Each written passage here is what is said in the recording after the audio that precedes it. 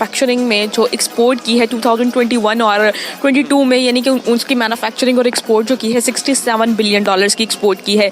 Sir आप इसको कैसे देखते हैं?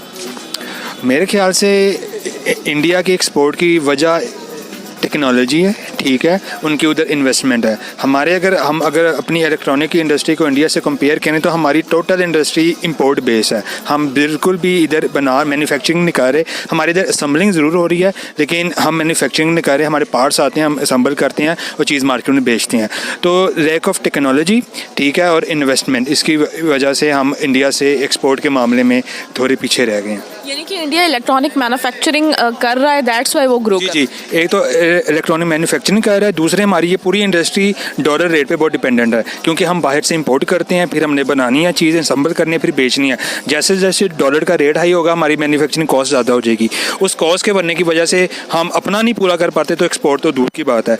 तो लैक ऑफ टेक्नोलॉजी और इन्फ्लेशन और महंगाई और डॉलर रेट की वजह से हम एक्सपोर्ट में इंडिया से एज़ कम्पेयर टू इंडिया हम नीचे रह गए हैं।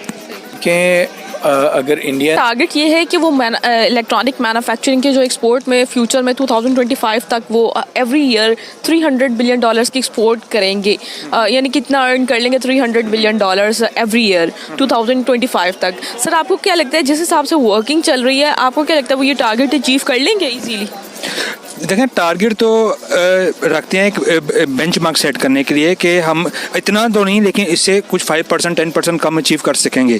तो जिस तरह वो ग्रोथ की तरफ जा रहे हैं इतना नहीं, लेकिन इससे बहुत करीब वो अचीव मेरे ख्याल से कर लेंगे क्योंकि एक तो उधर पूरी, अगर हम अपनी फॉरेन पॉलिसी भी देखें या अपनी इन्वेस्टमेंट के लिहाज से देखें तो इंडिया हमसे बहुत रैंकिंग में हाई जा रहा है। पूरी दुनिया की तवज्जो उनकी तरफ है, उनकी मार्केट बहुत भरी है, उधर इन्वेस्टमेंट बहुत ज़्यादा, दुनिया पूरी उधर काम करना चाहती है, उनकी मार्केट बहुत भरी हर लिहाज में, सॉफ्टवेयर में, इलेक्ट्रॉनिक्स में, मोबाइल में, बैंकिंग में, उनकी इंडस्ट्री बहुत भरी है। तो इस लिहाज से वो इतना नहीं लेकिन हमसे बहुत बेहतर वो अचीव कर सकेंगे। देखिए क्या करते हैं आप? मैं तो पिकअप चलाता हूँ सर। पिकअप चलाते हैं कि पाकिस्तान जो हमारा प्यारा मुल्क है, ये करप्शन के हिसाब से ना पहले 120 पे था, अब 140 पे चला गया। भाई ये तो जा रहे हैं ना, अभी तो 140 पे है, अभी तो ये 200 पे जाना है। इसलिए कि ये हुकूमत बड़ी अच्छी आई हुई है हमारे लिए माशाल्लाह। जबकि आई है हुकूमत, महंगाई महंगाई महंगाई महंगाई हो ही जा रही है, सस्ता कुछ हो ही नहीं रहा बिल्कुल। आगे हमारी गाड़ी माशाल्लाह 89 के दौर में 4-4 फेरे लगते थे, अब मसा एक फेरा लग रहा है सिर्फ, वो भी बड़ी मुश्किल लग रहा है। लोगों के पास पैसे होंगे तो मतलब खरीदो फरोख्त करेगा ना, लोगों के पास पैसा नहीं है। इतनी गुर्बत हो गई है, माशी के दौर में इतने माशा फेरे लगते थे और खुशहाल थे, हर बंदा खुशहाल था, मजदूर खुशहाल था, गरीब तबका खुशहाल था। अब गरीब लोगों का तो बिल्कुल खून निचोड़ लिया है इन्होंने, ये हुकूमत जो आई हुई है।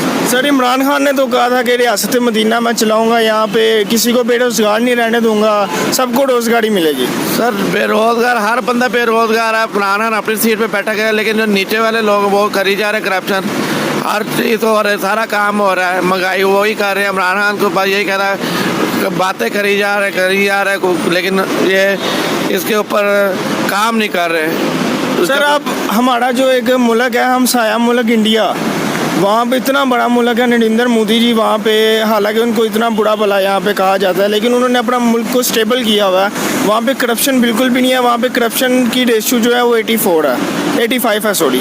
तो आप इस बारे में क्या कहेंगे? इस बारे में से क्योंकि वो सीरियस होकर काम कर रहे हैं, वो एक दूसरे को दगा नहीं दे रहे, ये एक दूसरे को दगा दे रहे हैं। ऊपर वाला कुछ कह रहा है, नीचे वाला कुछ कह रहा है। इमरान खान के पास रिपोर्ट जाते ही बिल्कुल सही है, सब कुछ हो रहा है, बेफिक्र है, लेकिन इमरान को तो नहीं पता नीचे क्या